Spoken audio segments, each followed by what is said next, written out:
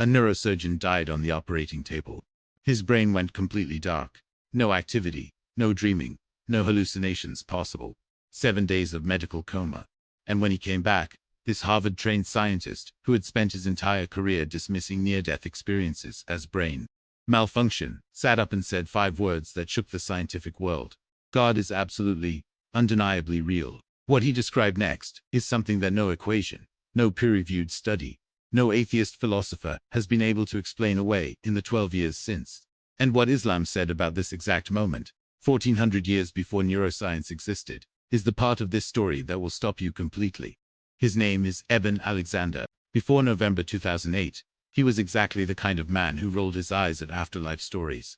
Ivy League education, decades of brain surgery. He understood better than almost anyone alive how the human brain generates consciousness, manufactures dreams, creates illusions under stress. He had told grieving families 100 times, gently but firmly, that their loved ones' deathbed visions were simply neurons firing in distress. He believed this completely. Then bacterial meningitis attacked his brain so aggressively that his entire neocortex, the part responsible for thought, memory, emotion, language, every single thing that makes you you, shut down entirely. His doctors gave him a 2% chance of survival. They were wrong about that. But they were also completely unprepared for what he told them when he woke up.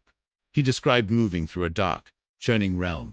Not peaceful, not a tunnel of light, but something vast and strange and overwhelming. Then something lifted him. He described a radiant, spinning white light. A gateway, a realm of such profound beauty that every word he has used since, and he has written an entire book trying, has felt like a crayon drawing of the Sistine Chapel. He was not alone. There was a presence, not a human figure, not a bearded man in the sky, but something that communicated, without words, directly into his understanding. And the message was 3 things. You are loved. You have nothing to fear. There is nothing you can do wrong. He was a man who had never had a religious experience in his life. He came back a man who said he would stake everything he had ever learned, every credential, every paper, every decade of scientific training on this. Consciousness does not come from the brain. It survives the brain. It was there before the brain. It will be there after. Now here is where it gets extraordinary. Because what Eben Alexander described, the darkness, the lifting, the light, the presence, the communication without language, is described with breathtaking precision in Islamic theology.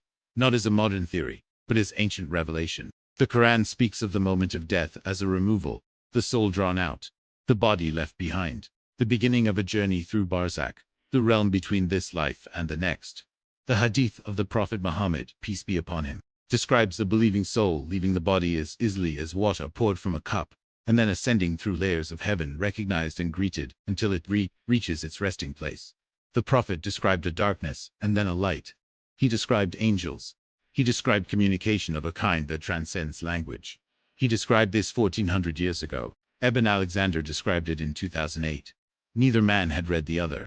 The scientists who study NDE, and there are now thousands of documented cases across cultures, religions, and continents, keep running into the same problem.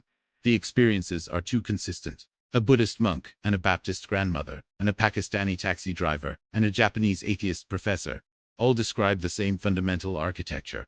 Darkness, light, a presence, a feeling of being known completely, and loved without condition, and a return to the body, described as deeply unwanted. They had different cultural frameworks.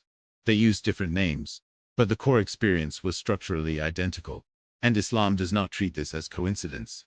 Islam says this is what death actually is. That the architecture of the afterlife is real and consistent precisely because it was designed, not imagined. Eben Alexander is not the only one. There is Pam Reynolds, whose brain was surgically drained of blood during an operation. No brain activity whatsoever, and who accurately reported conversations that happened in the operating room while she was clinically dead. There is the Dutch cardiologist Pim van Lemel, who published a landmark NDE study in The Lancet, one of the most respected medical journals in the world, and concluded that current neurological models cannot account for what NDE patients experience.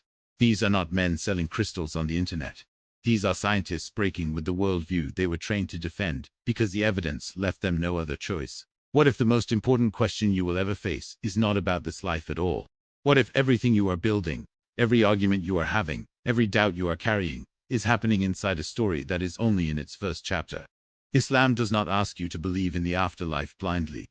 It asks you to look at the evidence. And the evidence from the neurosurgeon who died and came back, to the cardiologist who published in The Lancet, to the 14 centuries of revelation that described all of it first, is pointing somewhere. Somewhere real. Somewhere that is waiting for every single one of us. Comment below. Do you believe consciousness survives death? I want to know where you stand. Subscribe to this channel, because every week, we go exactly here, to the questions that actually matter. Share this with someone who thinks death is the end. It might be the most important thing they watch today.